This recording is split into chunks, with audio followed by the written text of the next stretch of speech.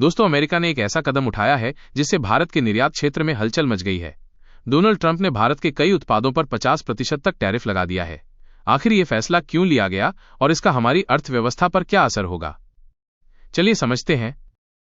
27 अगस्त 2025 से ये नया टैरिफ नियम लागू हो चुका है।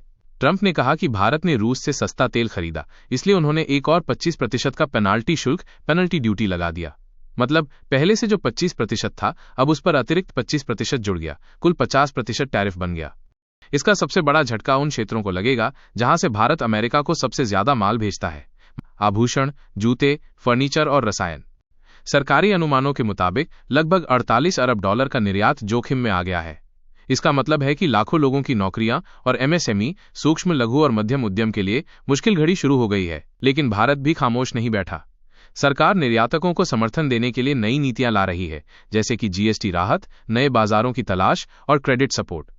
निर्यातक अब यूरोप, अफ्रीका और लैटिन अमेरिका की तरफ ध्यान दे रहे हैं ताकि अमेरिका पर ज्यादा निर्भर न रहना पड़े। ये कदम सिर्फ एक व्यापार युद्ध, ट्रेड वॉर नहीं है, बल्कि भू राजनीति, जियोपॉलिटिक्स का भी एक हिस्सा है। अमेरिका और भारत के संबंधों में तनाव बढ़ रहा है।